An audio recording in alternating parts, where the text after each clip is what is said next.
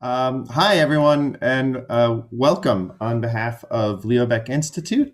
Um, my name is David Brown. I'm the Director of Communications and Programming for Leo Baeck Institute, and it's my pleasure to welcome you to this panel discussion on talent, wealth, ambition, Jewish women in the arts in the 19th century. Um, and this program, we're going to hear from four wonderful scholars who are going to be talking about objects and women associated with them that were featured in the Leo Baeck Institute's Shared History Project, which is an online exhibit that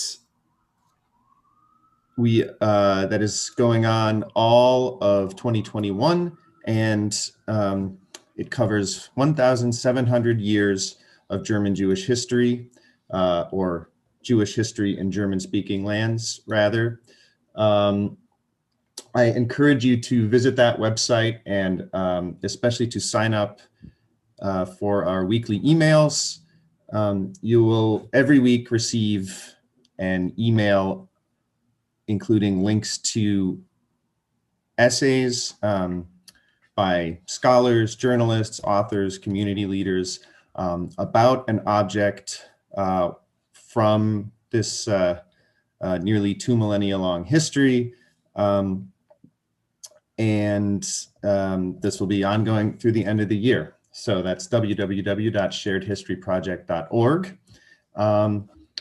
And you will be, I think you'll really enjoy reading the essays there that scholars like the ones who are going to be presenting to us today have been writing. And we've been doing a companion program for each of the 7 epochs in this time period, trying to pick out an interesting aspect and bring scholars together to discuss it. And we're currently in the midst of the long 19th century, going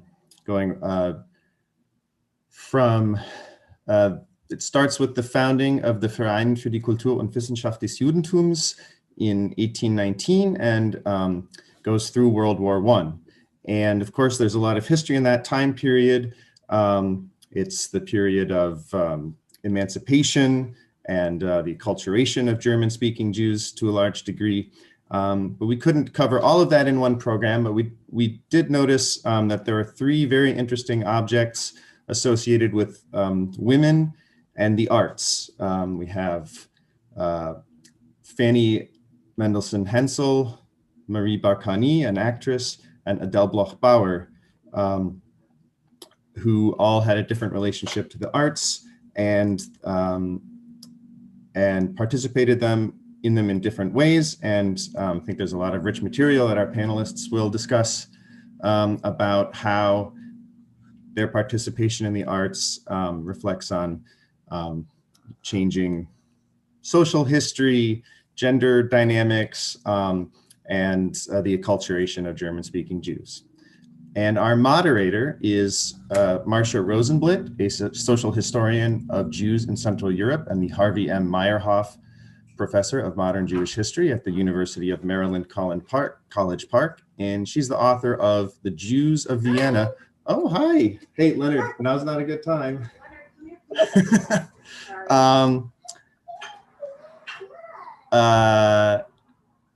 1867 to 1914, Assimilation and Identity, and a number of other books. And she's also a member of the Leo Baeck Institute's Academic Advisory Board and an advisor to the Shared History Project. And she wrote the introductory essay about the 19th century. So I'm going to hand it over to Marcia to talk a little bit about the 19th century in general and introduce some of the themes that our panelists will go into more deeply.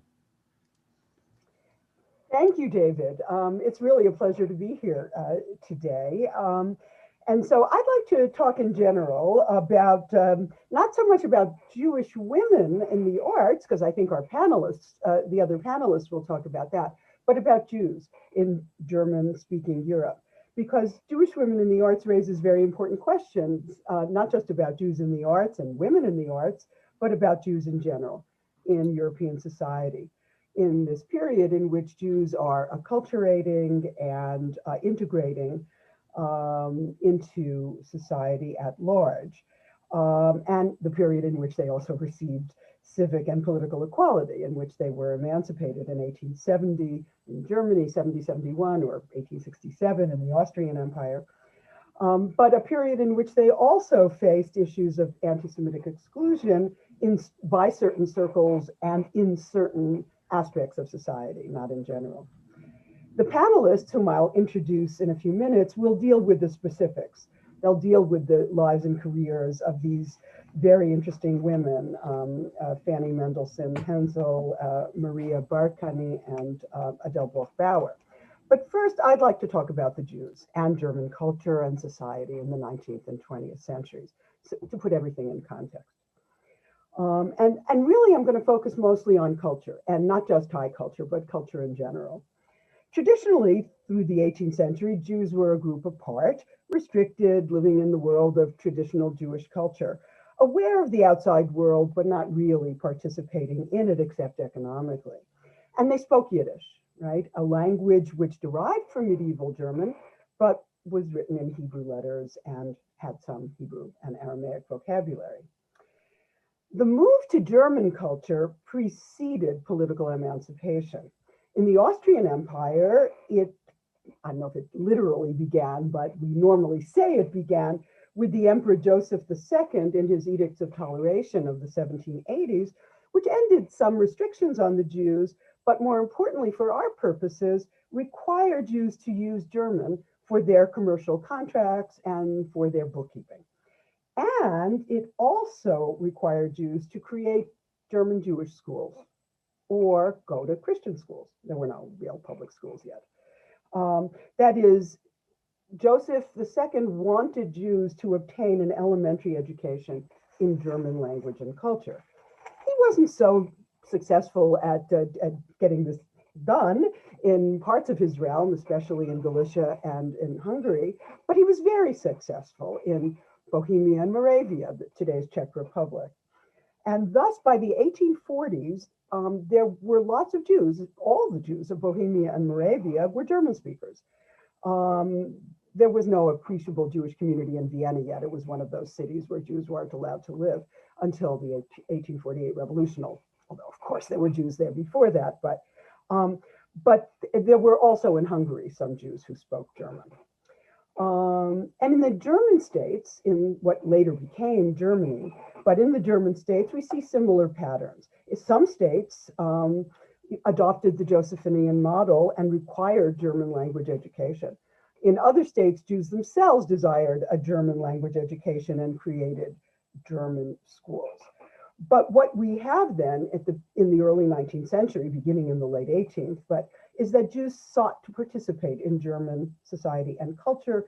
They learned German, they established German schools, and by the middle of the century, by the 1840s and 50s, the Jews all over the German states were German speakers, not Yiddish speakers any longer. This was, of course, accompanied by a larger quest for modernization before political emancipation. And this modernization took many forms, not just German language, but also secularization, that is a decline in Jewish religious observance. In some places, religious reform, an attempt to change Judaism to be more modern, more in accord with European sensibilities. And of course, Jews hoped for political emancipation. What did this German culture mean to Jews in the 19th century who adopted it? Well, it meant many things and different things to different people. German, after all, was a Weltsprache, a world language. It was one of the great languages of Europe, right, with a great literature and a great culture. And so learning German gave Jews access to the glories of European culture. But German was also a symbol of the end of social isolation. It was a symbol of modernization. In some places, especially in Austria, it was a symbol of loyalty to the empire, to the German liberals who worked for emancipation and granted emancipation. In the German states too, German language was associated with liberalism, with the political movement of liberalism, which called for the emancipation of the Jews and for German unity, right? So it did many things. And even later, in some places, German even became a Jewish language, but that's after our period, so I'm not going to go into that. Jews then participated in German culture. They did so as consumers, right? They read, they listened, they bought, but they were also producers of culture. That is, they were writers and artists and composers. They contributed to German culture and helped create German culture. What greater symbol of Jewish acculturation and integration could there be than that? Indeed, especially in the late 19th and early 20th century, Jews were extraordinarily overrepresented. I hate that term, but there were lots of Jews in the ranks of those who created modern culture, modern literature, modern music, and so forth. In Vienna, which I know best, obviously, think of writers like Arthur Schnitzler or composers like Gustav Mahler and so forth. The people who created modern culture were of either Jews or of Jewish origins. And all of this was a sign in many ways that the world of culture was more open to Jews than some other realms of social life or of life, like, I don't know, the high ranks of the civil service or the Army Officer Corps or whatever. But on the other hand, the fact that Jews were so prominent in culture, in literature and in music especially, but the fact that Jews were so prominent was used by the anti-Semites both to decry modern art and modern literature and to decry the Jews as evil. So the whole phenomenon is very interesting. So Jews did gain political emancipation.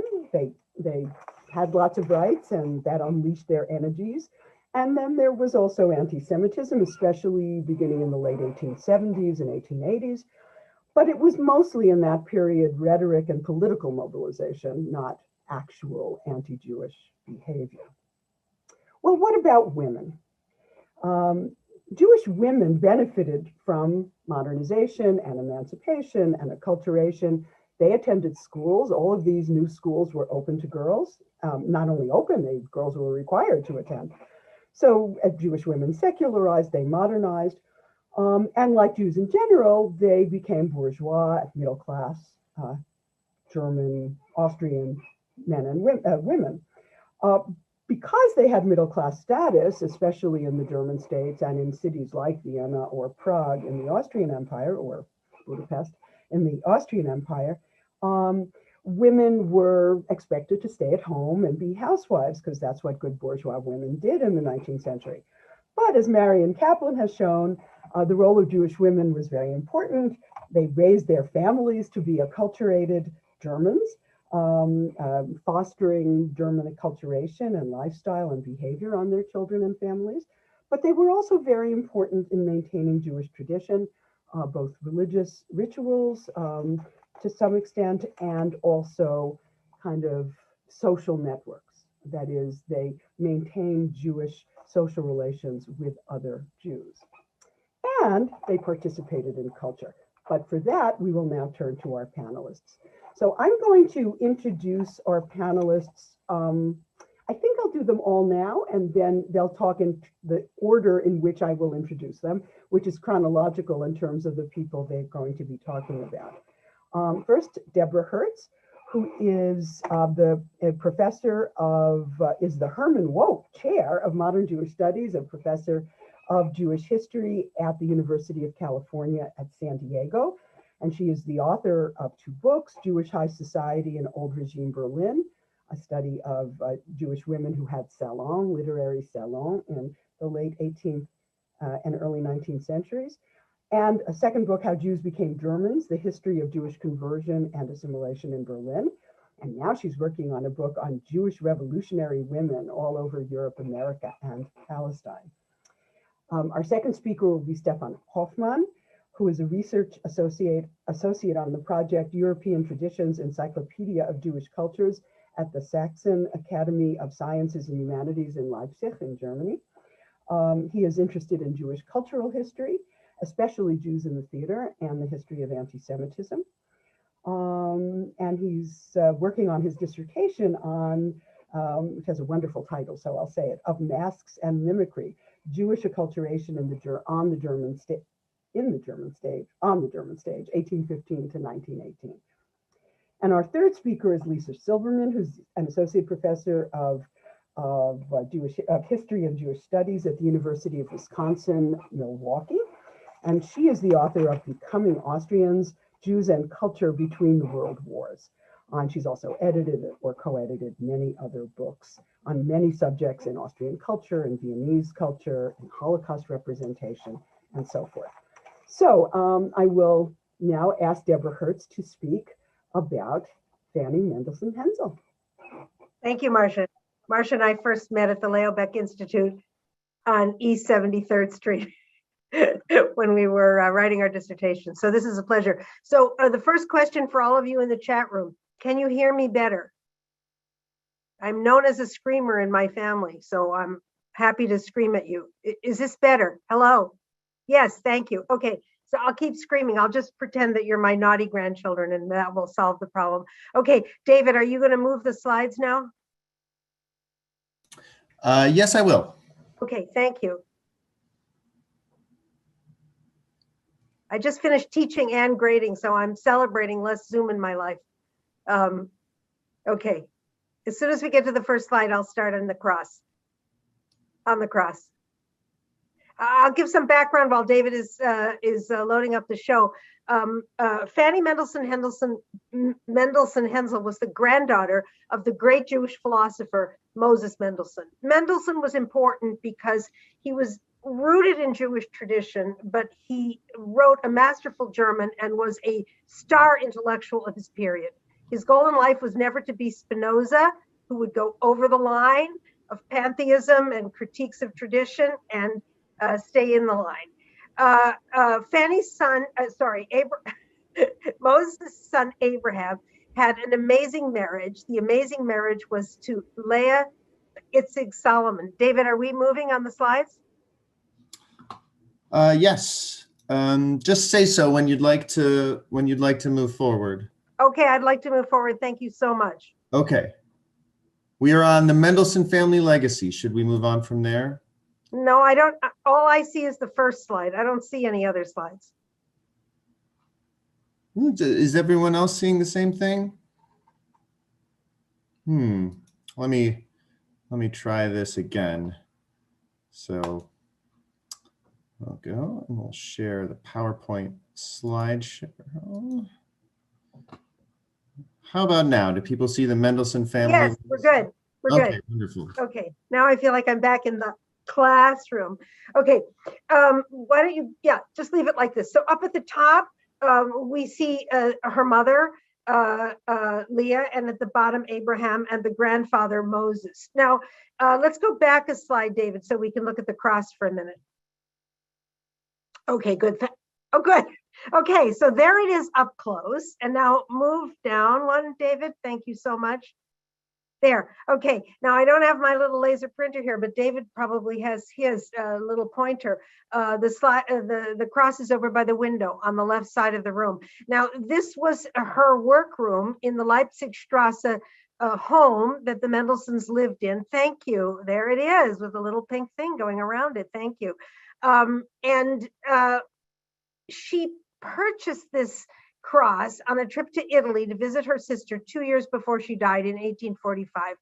Now, my argument about why this cross is in her study, in her workroom, is because I believe she internalized a sense that Christianity, Lutheran Christianity, and nationalist Lutheran Christianity, especially as represented in the music of Sebastian Bach, I get distracted by those chats, was integral to her creativity and her identity.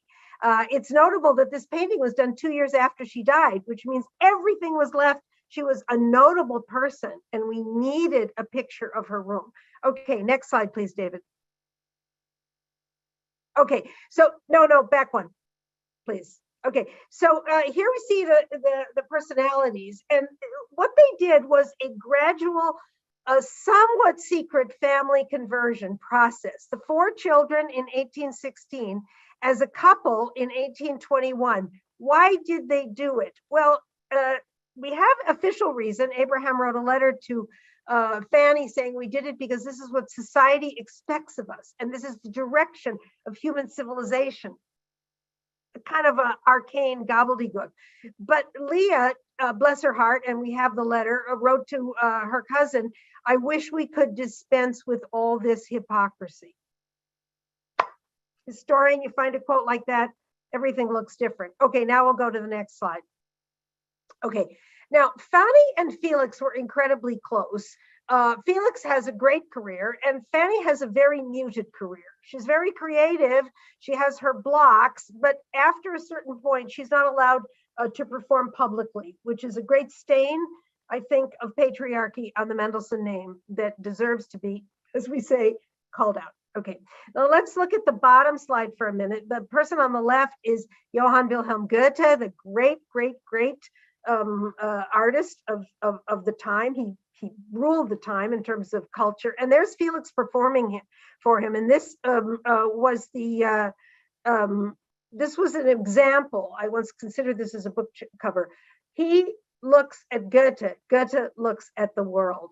And Fanny and Felix have this incredibly close tie musically and emotionally. Next slide, please. Okay, so here she is with her son Sebastian. She had 2 miscarriages and she had a great deal of, I would say, pain over that issue. At the bottom, we see Clara Schumann, who was exactly her peer and was a friend of the family and spent her life raising children, being a devoted wife and composing and performing. These are the things that Fanny was not allowed to do. And I would say it has nothing to do with Judaism. It has to do with class. We could talk about that in the questions. Okay, next slide, please. I'm rushing through to make my 8 minutes. Thank you. Okay, so there's been a great deal of research about the nature of their tie because it was so close. They composed together. She showed him his work. He showed her his, they showed each other their work. The night before he gets married, she writes a somewhat bizarre letter. But the point is that he gets to leave town in the early 1830s because of a big snafu with the Sing Academy. And she stays there. And her life was marked by the stay-at-home sister. Okay, next slide, please. Okay, here we see on the top a concert, which is a very quiet, quiet listening. I don't know the exact provenance of the picture, but what's important here is on the bottom. That is the Sing Academy, which was a choral society with lots of court support. It was a high culture music institution, very courtly. And Leah's sister, Sarah Levy, has a very important role there, and so does Fanny, until Abraham gets it in his head that they haven't appointed Felix to be the director. And suddenly the family's relationship is cut off. Next slide, please. Okay, why does Wagner personally hate not only Felix Mendelssohn, but also Giacomo Meyerbeer, who comes from a very double-ganger parallel family that does not convert? He hates them because he has been the recipient of their patronage. And in fact, he makes them into one person, Mendelbeer. So it's a very disturbing legacy of philanthropy gone very, very, very wrong. That is of deep importance for German Jewry. Next, I think I'm almost done. 2 more. Okay, so if you go to Berlin today, no, 1 more. That one, the slide, the headstones. Okay, so if you go to Berlin today, you will go to the Alt-Hamburger Straße burial cemetery, which was closed in 1826 because it was full. The graves were removed during the Nazi period, and this grave of Moses Mendelssohn was actually not the real grave. It was put up in the DDR times, and you should go there and put a stone. Must do that. Okay, another cemetery in a Protestant cemetery is Felix's grave, and Fanny's in the same cemetery. So in death, we have this real genealogical, architectural reminder of the different religious faiths. And on my last slide, and then I will end, hopefully on time. This is Gershom Scholem sitting in Jerusalem and having grown up with this notion of the symbiosis. And if you read the Leo Baeck Institute yearbooks from the 50s and 60s, and you'd find the word symbiosis everywhere. The idea was that, as Marcia was describing, as Jews participated as consumers and creators of German culture, that they were bringing Judaism and Germanness together. And Scholem says, no, they weren't. They were leaving Judaism completely behind. They shut the door to it completely. And it was what he called the false start to emancipation. And Fanny Mendelssohn Hensel, for all her creativity and all her accomplishments, her whole family represents a complete turning away from Judaism, as we see in the genealogy of the family up to the Third Reich. Okay, thank you.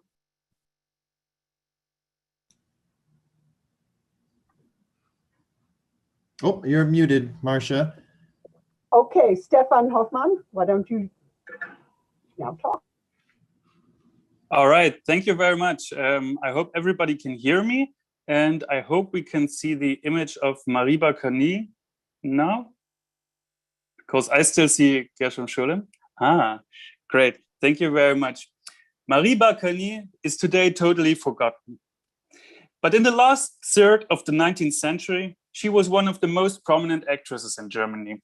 She was a star of the Berlin Court Theater and became an informal ambassador of German culture through international guest performances.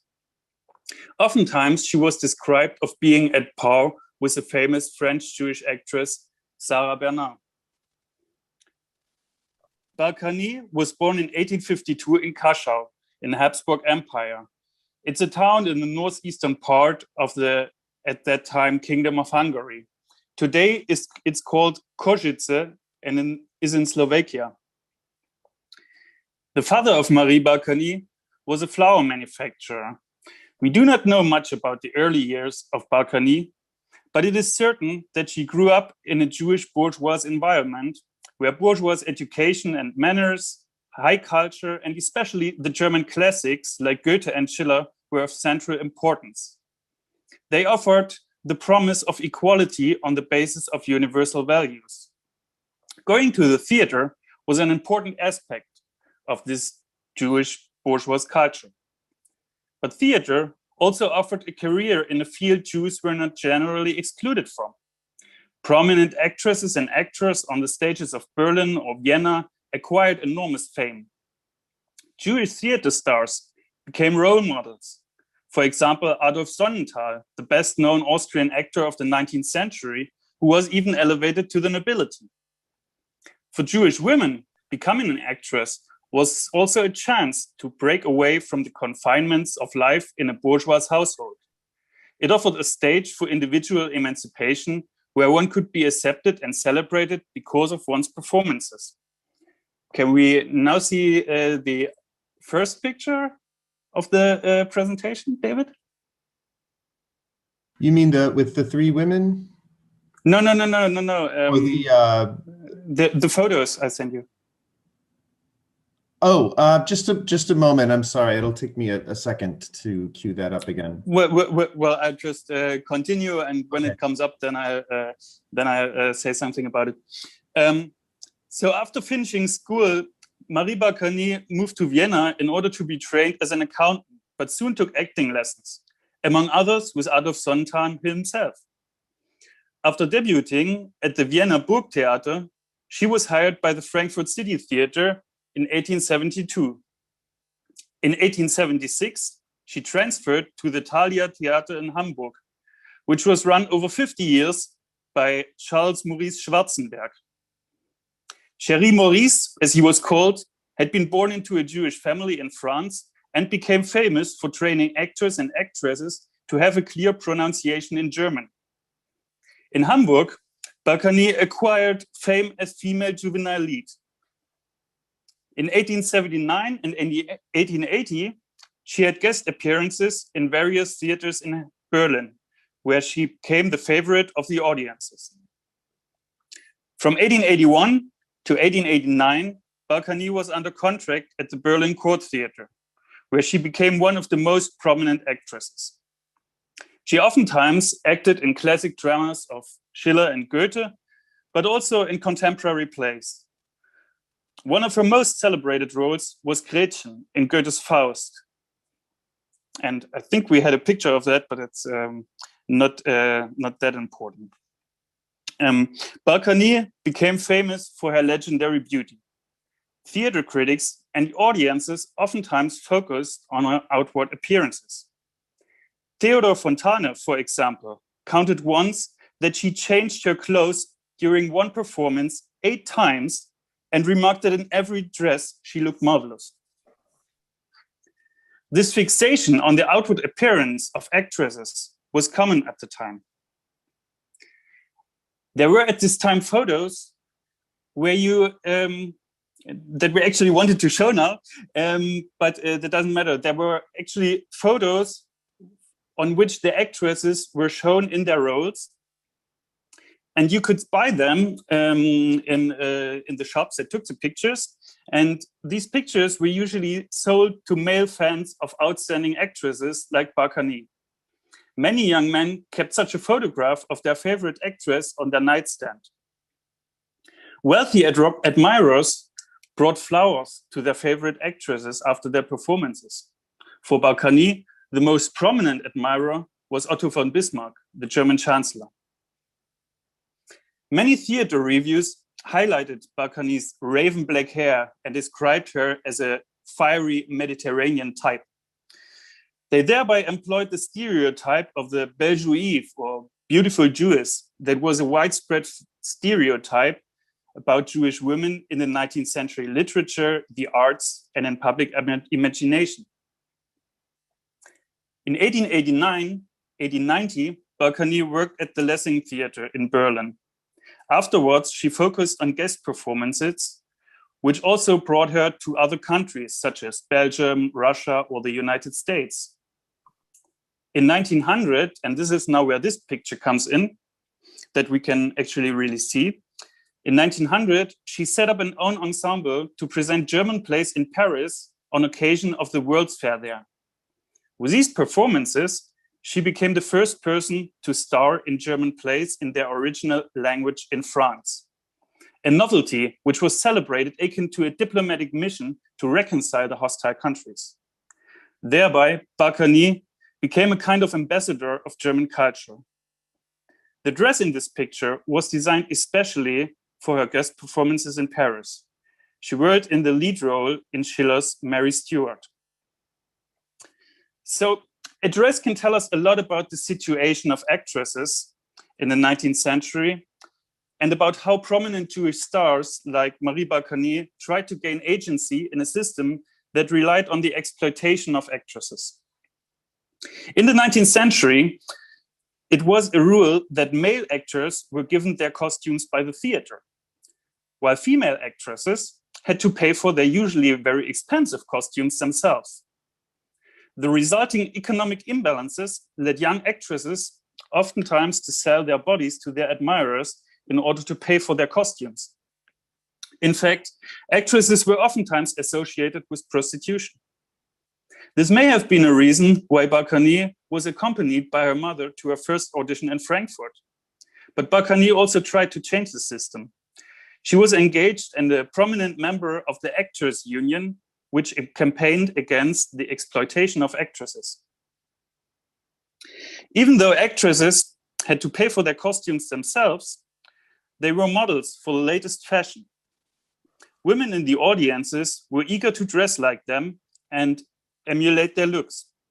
And therefore, actresses always had to wear new dresses. The costumes of Barkany even received own articles in the press. Theater divas like Barkany also tried to profit from these circumstances. At the court theater, she received her dresses for free. Moreover, the fact that Barkany later focused on highly paid guest performances and set up her own troupe for performances in Paris indicates that she was able to capitalize on her fame. Jenny Gross, also a Jewish actress from Hungary and a colleague of Barkany, chose a more direct approach. Gross was also seen through the stereotype of a beautiful Jewess. She was incredibly successful in the lead role in the comedy Madame Sans Gêne, which can be translated with Madam Without Embarrassment. A play about the social ascent of a femme fatale who appears in almost every scene in a new dress. Therefore, she bought the German language rights to the play. Henceforth, anybody who wanted to stage this play had to pay her and meet her demands, which was usually give her the title role and provide her with the opulent dresses for free. So after 1900, Marie Barkany rarely appeared on stage, but focused on her work for the Actors Union and supported institutions like the Israelite Women's Support Association in Berlin. Moreover, she was all her life in Berlin an active member of the congregation Adas Yisrael. After she died in 1928, she was buried at the Jewish cemetery in Košice according to her will. Thank you very much.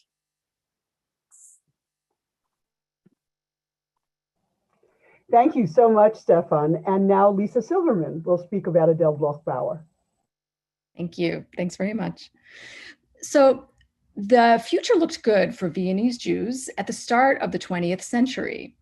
Anti-Semitism existed, as we were talking about, but it did not stop couples like Ferdinand and Adele Bloch-Bauer from becoming successful members of elite society in Vienna, a state that would have been unthinkable for Jews decades earlier. I'm sorry, can you hear me now? Someone said too low, so.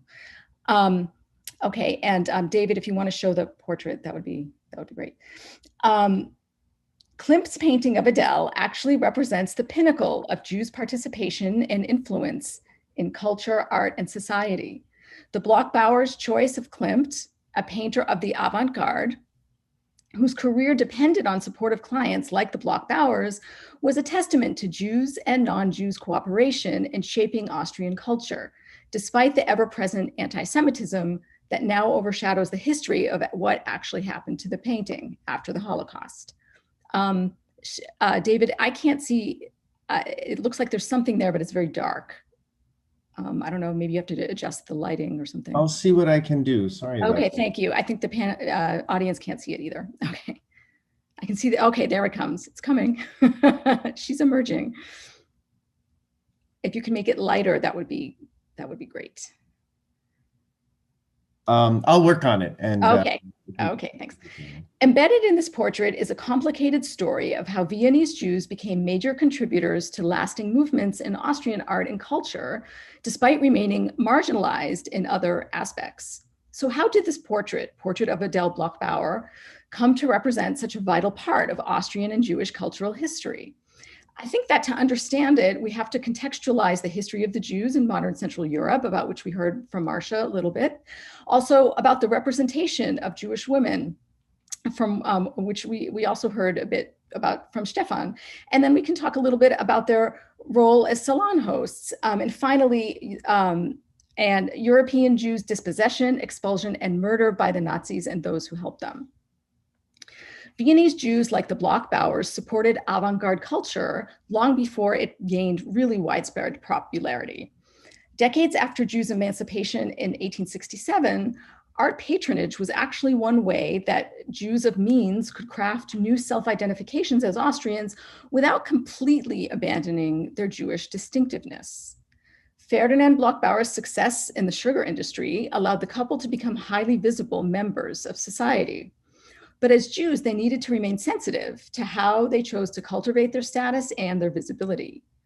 To immerse themselves in society in a meaningful way, a number of Jews supported modern progressive artists, designers, architects, and musicians, many of whom were at times shunned by mainstream Viennese society. And this is an important point. So there were certain fields in which Jews were actively creating the culture, but there were historians, and art historians like Alana Shapira have shown that it's the patronage of art and architecture, for example, that also lends them important parts of Jewish cultural history. Adele was born in Vienna on August 9th, 1881, the youngest daughter of the 7 children of Moritz and Jeanette Bauer. Her father was the general director of the influential Viennese Bank Association and president of the Orient Railway Company. When she was 15, her sheltered world was shaken by the early death of her much-loved older brother, Karl, and presumably that death also affected her strongly and affected her decision to distance herself from the Jewish religion. Denied the possibility to study by her family and feeling unhappy at her parents' home, Adele married relatively young. In 1899, she married industrialist Ferdinand Bloch, who was 17 years her senior, and the couple had no children. So apparently Adele gave the impression of a refined mix of a romantic personae. She took it upon herself to study French and German and English on her own, the language and literature. Her niece, Maria Altmann, who was the woman who would eventually be awarded restitution of the painting by the Austrian government, Maria was only 9 years old when her aunt died in 1925, but she still recalled her vividly as sickly and suffering, smoking like a chimney, with a dark and spiritual face, but also elegant and arrogant and constantly seeking mental stimulation. In the summer of 2003, Ferdinand asked Klimt to paint Adele's portrait. It was exhibited in public only early in 1907. And as you can see, Adele is sitting on a golden throne. She's a modern icon, the golden starry sky background complementing her rich golden robe. And indeed, it's really the fact that this painting is all about the background that lends it great contribution to modern art. She's surrounded by erotic symbols such as triangles, eggs, and eyes. And there were even rumors about an affair between her and Klimt, but these were never confirmed. In addition to this portrait and another portrait of Adele, the Bloch-Bauers also purchased 4 landscapes and other numerous drawings by Klimt. They were very proud of their art collection, and they also apparently collected Viennese classical porcelain. In 1919, after the couple moved to their brand new palace opposite the Academy of Fine Arts in Vienna, Adele erected a shrine dedicated to Klimt in her chambers. His paintings decorated the walls while his photo stood on a side table. Also at their grand home, Adele hosted a salon featuring notable guests such as writer Arthur Schnitzler and composer Richard Strauss. Often organized by Jewish women in Vienna and Berlin and researched by Deborah, for which we're thankful for, such regular informal social gatherings of Jews and non-Jews played significant roles in the development of European art, literature, and politics, beginning in the late 18th century. Rather than acting as silent backdrops, salon hosts curated ideological and intellectual discussions about art and music and theater. There were literary readings. They fostered the introduction of artistic ideas and avant-garde movements. And they enabled Jewish women in particular to become engaged with political movements and social reform. So in a way, the portrait, I think, symbolizes how some Jewish women who were typically marginalized from institutions of social power could actively interpret, shape, and cultivate Viennese culture. So Klimt's portrait also stands out for its engagement of stereotypes about Jewish women, about some of which we've heard, as seductive and exotic femme fatale, or as they were called in Central Europe, belle juive, beautiful Jewesses. Klimt's unabashed portrayal of Adele's beauty and seductive power in this portrait plays on gendered stereotypes to create a powerful narrative that references men's ambivalent desire for Jewish women. Support for Klimt was not without risks, as not everyone was enamored of Klimt's style or his subjects. Some critics backhandedly complimented him in an anti-Semitic way because they said that, oh, he's able to hide the ugliness of his patrons' wives, for example. So supporting Klimt's art, though, was a way for the Bloch-Bauers to leave their mark on Austrian society, and it reflects how integral Jews were to the artistic achievements of fin-de-siècle Vienna that would become celebrated aspects of Austrian history. Now, Adele died in 1925, 8 years before Hitler came to power in Germany. When the Nazis annexed Austria in 1938, Ferdinand was forced to flee soon after. All of his property was Aryanized in 1941, and they took this painting as well. And after protracted legal battles, finally, the portrait was awarded back to the niece and heir of Adele, Maria Altmann. Okay, so in 2006, after the court finally settled the case and she was awarded the painting, as a testament to the portrait's lasting force as a powerful symbol of shared Austrian and Jewish cultural history, Ronald Lauder purchased it from her for $135 million, which was at the time a record price, for his Neue Gallery for German and Austrian art in New York, where it is today. And you can see it there alongside other testaments of Jews' contributions to culture through their patronage and support of modern art. Maria's determination, too, illuminated the significant role that Jews played in shaping Austrian culture at the turn of the century, as well as the implications of Aryanization and restitution after the Holocaust. And I will end it there. Thank you. Thank you very much, Lisa, and thank all of the panelists. Thank Deborah Hertz and Stefan Hoffmann and Lisa Silverman for really interesting discussions of these individuals and their place.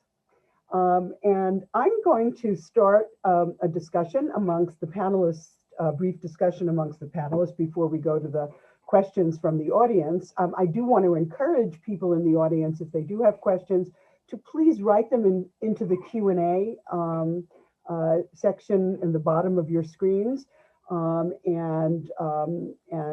then David Brown of the Leo Baeck Institute will ask some of these questions. But what I would like to begin with something that struck me while all three panelists were speaking, and that is the relationship of these individuals to Judaism, to their Jewish backgrounds.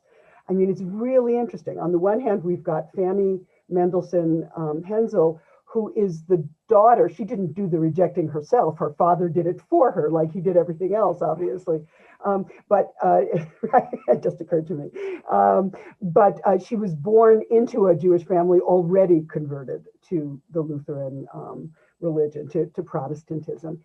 And the family no longer had a connection to Judaism, except everybody thought of them as Jews. Right? I mean, nobody thinks Felix Mendelssohn wasn't a Jewish composer, even though he was Lutheran, right? So we've got her on the one hand, and then we've got Marie Barkany, who is from today's Slovakia, but then it was part of Hungary, and she was a German-speaking Jew from what was then Hungary in the Habsburg monarchy, which many Jews were of her generation. She obviously was proud of her Jewishness in some way. She belonged to an Orthodox synagogue. Adas Yisrael in Berlin was Hildesheimer synagogue. It was the definitely Orthodox. Now, that doesn't mean she was Orthodox. It just meant that if she went to synagogue, she wanted to go to an Orthodox synagogue because that's what she knew back at home. But it may have also been some kind of statement. And then you've got Adele Bloch-Bauer, who doesn't convert out of Judaism, but is somewhat alienated from things Jewish. I assume the Bloch-Bauers still belong to the Israelitische Kultusgemeinde, the Jewish community of Vienna, but I don't want to take the time to look them up, so I won't. Anyway, I was wondering if the panelists would talk a little bit about what they think, to what extent, if any, Jewishness played a role, even if it's only negative, even if it's only in the rejection or in the distancing in the lives of these particular individuals. I don't care what order you speak in. Lisa, you want to go first? Sure, I'm happy to say something. Well, I can't speak to exactly what was going on with the Bloch-Bauers in their particular relationship to their Jewishness. I mean, I think you're right. I've never read that they left the Jewish community, nothing like that. But in a way, they were taking a risk by supporting this avant-garde art. They certainly weren't trying to fade into the background and not do that. And so in a way, I think that you can see some of this, I might want to call it like flirtation with being avant-garde, or painting a portrait. The fact that Adele had Klimt, she certainly had control to some degree over how she was going to be portrayed, and he was sort of playing with this stereotype of the Jewish woman, right? So on one hand, she didn't want to, you can't say that she wanted to come across as nothing to do with Jewishness. On the other hand, perhaps it's a way of gaining control over these kinds of things. Oh, they know I'm a Jew. I'm going to portray myself in this way, in this ultra-modern painting. So I think that it's important to keep those kinds of aspects of the social status of Jews in mind when we talk about, what was Jewish about this painting or how did Jewishness influence it? Mm-hmm. Mm-hmm. Yeah, I'll just talk briefly because Marcia's question really is something that has obsessed me for decades, and especially the Mendelssohn family has haunted me. So let me just focus a second on Abraham and not on Fanny for a minute. He wanted to escape Judaism, and there was no reason to argue that he needed to convert the children or himself in order to have civic equality, because in fact the Itzigs, his in-laws on his wife's side, had achieved a kind of unique status for that family back in the early 1890s, which in fact exempted them from a lot of taxes. So one way to look at the whole situation is that this is not a gray area of what Sholem would have liked to see. This is a deliberate renunciation of Judaism. And it's really not by Felix and Fanny, although they continue it. It's really by Abraham, which leads you to think that that Mendelssohn would have been immensely sad if he had lived to see all of this, and that these people are not really so admirable just because they were rich and creative and talented. I think their actions were heartbreaking for Jewish history. On the other hand, Deborah, I'll call on Stefan, but it occurs to me that, of course, they are dealing with a much earlier period than, say, the Bloch-Bauers or Marie Barkany, long before Jews have civil equality, even if they personally have more equality than other people. And it's really hard to participate in the larger society at a high level as a professing Jew. No, but the Bears were their doppelgangers, and the Bears had everything. They had the talented Wunderkind, they had the relationship with Hardenberg, they helped write the 1812 Emancipation Law, and they stayed Jewish. Okay. So they didn't have to do it, but I take your point. Thank you. Yeah, right. Stefan, do you want to weigh in on Marie Barkany? Yes. On Marie Barkany, somebody wrote in the chat that she would be actually called Maria. This is wrong. I saw her birth letter. Believe the scholars. This is wrong. Her first name was Marie. Doesn't matter.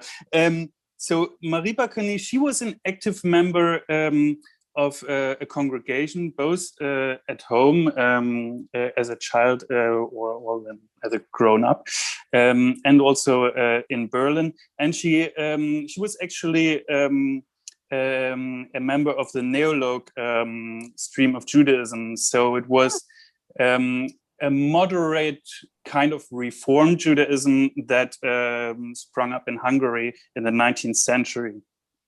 So, and she also, and this is also what strikes me all the time, she also in her later life in Berlin, she acted in charity performances also for Jewish institutions. So it was absolutely obvious that she was Jewish.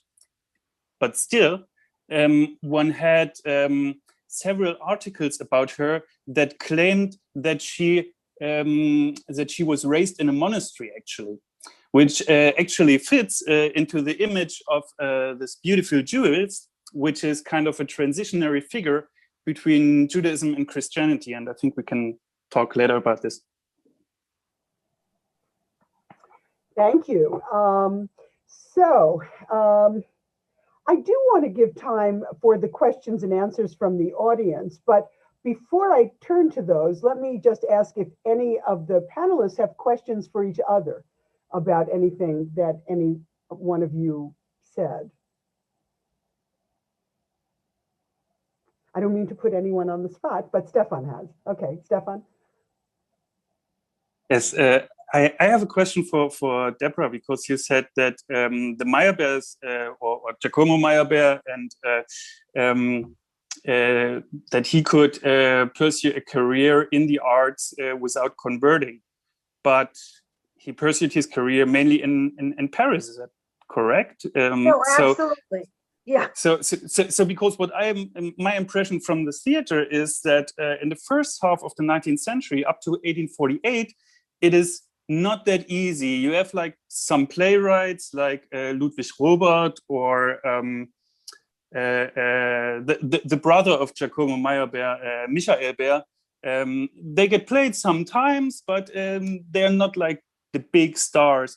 And for the actors, I actually looked for it, and I counted like three Jewish actors in total in the first half of the 19th century, and all of them were active from the 1830s onwards.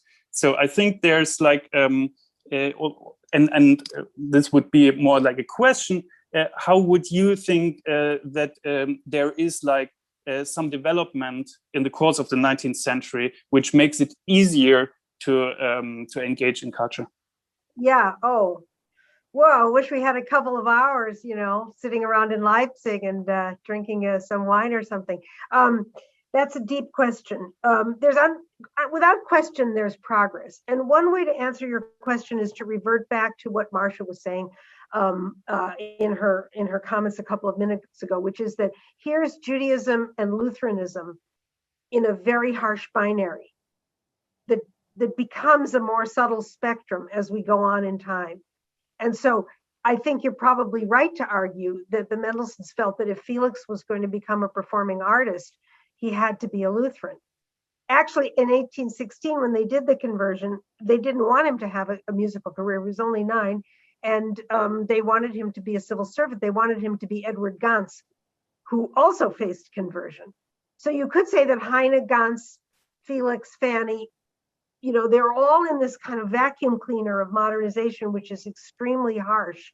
And Reform Judaism is not well enough developed, either inside of their hearts and minds or in the outer world, for them to manage what the later two protagonists manage, which is a much more subtle, I don't know, self-direction of the Jewish and the acculturated. That's my impression. You know, I am gonna ask one more question, and then we'll turn to the audience, and that has to do with what parts of culture Jews were active in.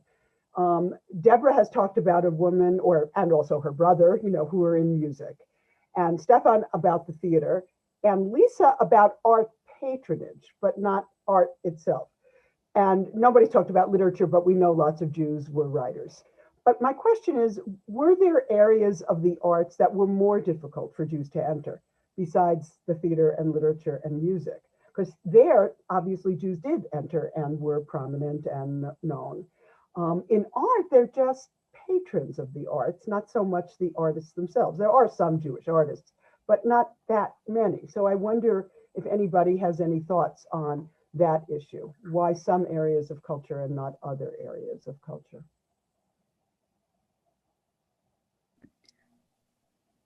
If I can jump in, you know, I think that for women, I noticed there was one question in the Q&A too about, you know, were there any Jewish women painters? And you're right, some Jewish women were absolutely painters at the time. But, you know, all women, it was all difficult for all women to be involved in the arts to the degree that these modern artists were in the Secession and these Künstlerhaus, these kinds of things. And to that, you know, you had to have the, you know, you either had to be trained to be an artist as a man, and perhaps that just wasn't the concern of Jews at the time as part of their acculturation to become artists of that way. I don't know, you know, it was just, for some reason, it didn't seem that there were that many Jewish men, but there were Jewish women. However, they didn't make it big for whatever reason. I haven't studied their art or know why, but I do know that it was hard for all women to become artists to the degree that those very famous men that we know about were, and architects too. Right. Okay, I'm going to turn the sort of chair of this over to David Brown from the Leo Baeck Institute, who will pose questions that come from the audience. Sure, thank you, Marcia. There are a lot of great questions coming in, and I encourage you to keep submitting your questions. I'll start with one from Susan, who, and I think this is probably best directed first at Lisa, but perhaps the rest of you can chime in as well, because it has to do with the relationship of Jews and especially Jewish women to the avant-garde. Susan writes, was it not a movement among Jewish Viennese women to give up the possibility of impressing their Christian social equals through traditional arts like Chinese porcelain, but to stand out by supporting avant-garde artists, notably those who produce decorative arts? Yes, I think, you know, in the absence of, some written statement of exactly why Jewish women did this, I think absolutely when Jews and particularly Jewish women supported these avant-garde movements, it was in some ways a response to being excluded by Christian women in other ways. And so instead of just trying to emulate what those other women were doing, they tried to stand out and say, we can do it differently or better. And, it's hard to know exactly what was going on, but I do think that it would be, we should really take into consideration their social position as Jews when we make that connection that Jewish women were heavily participating in this art. I don't think it's a coincidence, in other words. So I would say yes. Does anyone else want to respond on, the particular relationship between Jews and Jewish women to, the avant-garde as opposed to sort of more traditional or establishment sort of arts? Stefan? Yes, in the realm of theater, Marie Barkany was kind of traditional actress, and she was actually. When she was at the Berlin Court Theater, 1881 till 1889, this was not anymore the leading theater in Berlin. But what was leading were the new private theaters, oftentimes run by Jewish directors like Otto Brahm, for example, and later on Max Reinhardt, and so on and so forth, where you had actually really avant-gardist art movements in theater. And I think the thing is that Marie Barkany is kind of exceptionally, because she is quite an early Jewish actress that acquires that much fame. What comes behind her in the avant-garde movements, it's much bigger, many more Jews, because there are also private theaters. And I think also the question if art is commissioned privately or by the state is an important factor here. Thank you. Yeah, I'll just briefly mention the 1829 Bach revival, because it's simultaneously very avant-garde and also very traditional. And Bach's choral music had not been performed. This is music that some of it is extremely Lutheran, some of it is not so Lutheran. And Felix and Zelter and his friend Edward Devrient participate in this revival, which is tremendous, has a tremendous influence. And there's a huge debate in the literature about whether the Bach revival should be considered to be a step even further into affirming Protestant values, Protestant symbols. There's a very interesting book by a Brandeis professor, Jeffrey Sposato, precisely just completely devoted to whether Felix's role in the Bach revival, how it should be seen by cultural historians of Judaism. Yeah, that's a fascinating topic. And Leo Baeck Institute a couple of years ago hosted a program with Nancy Sinkoff and Rebecca Sippes at Rutgers that dealt with the role of particularly Sarah Levy in the Bach revival. It's a really fascinating. Yeah, it was a wonderful conference. Yeah. And I'll just put in a plug for my friends. There's a beautiful CD that's out, and there's also a book. Huge contribution to Jewish women's musical history. Yeah. So I'll get back to another audience question from Janet Sullivan, who writes, do the panelists think that Austrian and German-speaking women artists and patrons, such as Adele Bloch-Bauer, felt inspired and influenced by women of the generation before them, such as Fanny Mendelssohn? Was there any sort of looking back and sort of self-consciously identifying with, figures who broke glass ceilings or tried to and weren't able to?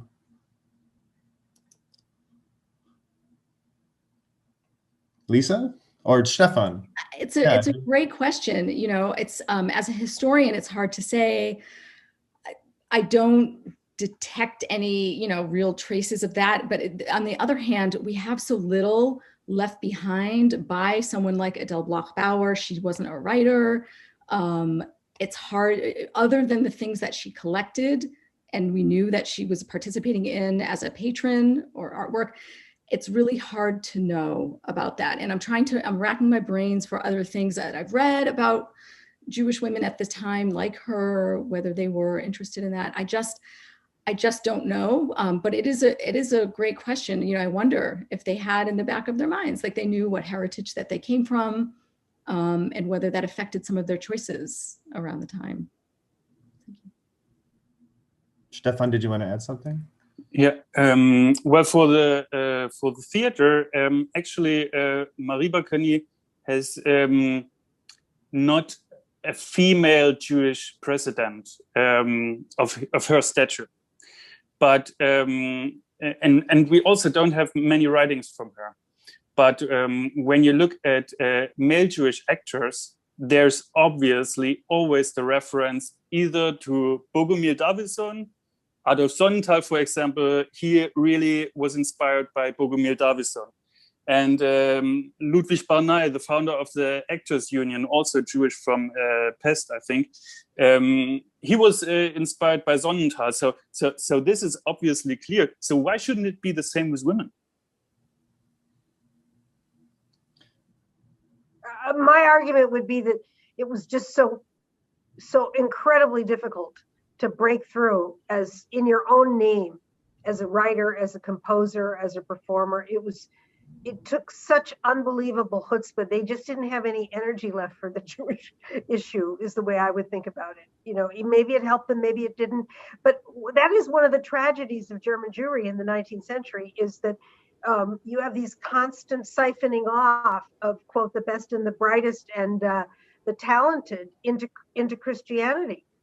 And they sometimes break their family ties. And even if they're seen, as Marcia said before, they're seen by the outside as Jewish, but they've cleaned themselves out on the inside of Jewish ritual and Jewish identity. So it's not even as if they're in an alternative countercultural stream that someone later could inhabit. Mm-hmm. I mean, yeah, it's interesting to think about whether one could even come up with a parallel to say someone like Bertha Pappenheim, who, you know, had this relationship or imagined relationship with Gluckel von Hameln, and finding a sort of usable past in to project oneself in a certain way. Yeah, it's interesting. It's maybe different for the arts. Well, here's a question in the same vein, is that from anonymous attendee. Are there any ways in which Jewish female artists supported each other or organized, or is there proof of exchange between them on how to deal with discrimination, or just unique challenges, or commiserating on shared pursuits? Yeah, I mean, when you look at the history of the salons, that was one of my motivating questions for more years than you'd like to hear. And the answer is pretty much no. They were not ideologically feminists. A lot of them were very socially ambitious. And it was known, like Henrietta Hertz didn't want any other women appearing at her salon. So everything that Marcia said at the very beginning about salons is highly relevant in terms of, and Lisa said this too, they shaped, you could say they shaped the Weltanschauung, the Weltgeist. They did do that, but it's not clear they did that as a group, and they certainly didn't do it in the name of Judaism. Mm-hmm. Stefan, there's a question from Ellen, who asks whether there were Jewish arts patrons who supported Yiddish theater. Is that maybe an example of ways that there was a sort of Jewish organizing to promote, Jewish involvement in the arts, or a Jewish type of artistic expression? Well, at the time where we are talking about Marie Barkany, no. At this time not. But you have it with Max Reinhardt, and I guess Lisa can say something about it because she has written so beautifully on it.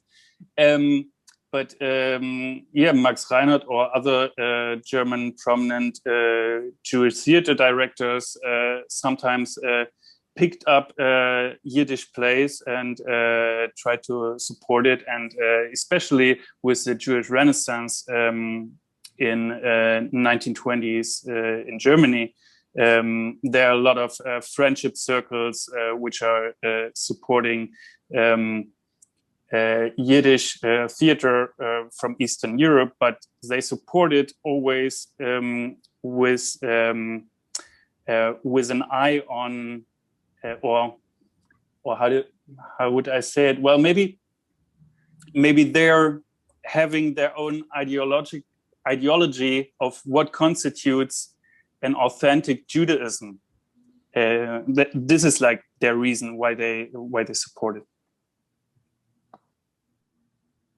I'll add, it's if you mean by support, if you mean attending performances, for sure, you know, there was a lot of enthusiasm among Jews, at least around the time of the fin-de-siècle, about when especially traveling Yiddish theater troupes would come through and people would attend and they'd get very excited about it.